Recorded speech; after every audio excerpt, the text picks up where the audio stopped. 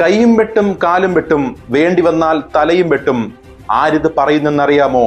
പിണറായിയുടെ പട്ടാളം.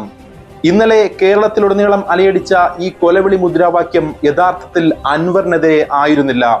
ഈ നാട്ടിൽ നീതിയും നന്മയും ആഗ്രഹിക്കുന്ന, സമാധാനവും സാഹോദര്യവും ആഗ്രഹിക്കുന്ന ഓരോ മനുഷ്യർക്കുമെതിരായിട്ടായിരുന്നു ഇന്നലെ കേട്ട ഈ ഒരു മുദ്രാവാക്യം.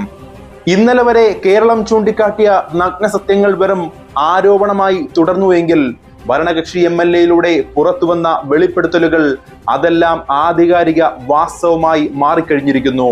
8 വർഷത്തോളം നീണ്ട നിയമ പോരാട്ടത്തിനൊടുവിൽ 30 കോടി ഇൻവെസ്റ്റുള്ള പ്രോപ്പർട്ടിയുടെ ലീഗൽ നടപടിക്രമങ്ങൾ പൂർണ്ണമായും പാലിച്ചതിന്റെ സർട്ടിഫിക്കറ്റുകൾ മുഖ്യമന്ത്രിയുടെ മുൻപിലെത്തി അവസാനം അദ്ദേഹത്തിന്റെ ഒപ്പിന് ശേഷം തുറക്കാമെന്ന ഘട്ടത്തിൽ അൻവർ നടത്തിയ വെളിപ്പെടുത്തലുകൾ ഈ നാട്ടിലെ പാവങ്ങളുടെ മുഖം മനസ്സിൽ കണ്ടുകൊണ്ടാവണം.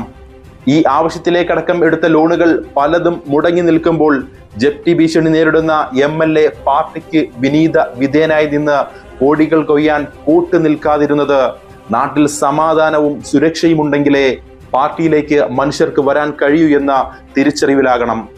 കോടികൾ ആസ്തിയുള്ള പല നേതാക്കളും അമേരിക്കയിൽ വരെ പോയി നിരന്തരം സുഖചികിത്സ തേടുമ്പോൾ താനൊരു നയാ പൈസയും ഖജനാവിൽ നിന്ന് എടുത്തിട്ടില്ല എന്ന് അൻവർ പറയുമ്പോൾ കമ്മ്യൂണിസം പറഞ്ഞ് അണികളെ പുളകം കൊള്ളിച്ചു പോരുന്ന നേതാക്കൾ തലയിൽ മുണ്ടിട്ട് നടക്കണം.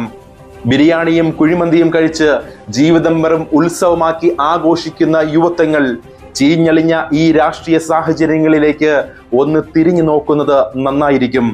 തിരിഞ്ഞ് നോക്കാത്തതിനെയും അൻവർ കണക്കിന് കുറ്റപ്പെടുത്തുകയാണ്. ഓരോ മനുഷ്യന്റെയും ഭാവി നിർണ്ണയിക്കുന്ന വലിയ തീരുമാനങ്ങളെല്ലാം തീരുമാനിക്കപ്പെടുന്നത് രാഷ്ട്രീയം മുന്നോട്ട് വയ്ക്കുന്ന വിവിധ പാർട്ടിയിലൂടെയാണ്. ആർക്കൊപ്പം ചേരണമെന്നോ എത്തിച്ചേർന്നിടം പ്രതീക്ഷയ്ക്കുയർന്ന പ്രവർത്തനം കാഴ്ചവെക്കുന്നുണ്ടോ എന്നൊക്കെ വിലയിരുത്തി സമൂഹത്തിന്റെ ശബ്ദമാകുവാൻ നമുക്ക് സാധിക്കേണ്ടതുണ്ട്. ആരോഗ്യമുള്ള ജീവിതത്തിൽ കാണിക്കാൻ പറ്റിയ തോന്നിവാസങ്ങൾക്കെല്ലാം കൂട്ടുനിന്ന് അന്നൊന്നും വ്യവസ്ഥിതിക്കെതിരെ ഒരു കുറ്റവും പറയാതെ ന്യായീകരിച്ചും മൗനം തുടർന്നും പോന്ന റിട്ടയർമെന്റിന് ശേഷം ആത്മകഥ എഴുതുന്ന രാഷ്ട്രീയ നേതാക്കളും സർക്കാർ ഉദ്യോഗസ്ഥരും അൻവർ എന്ന ഏറനാടൻ പോരാളിയെ കാര്യമായി എടുത്ത് പഠിക്കുന്നത് ഒരുപക്ഷെ നമ്മുടെ നാടിന് ഗുണം ചെയ്തേക്കാം.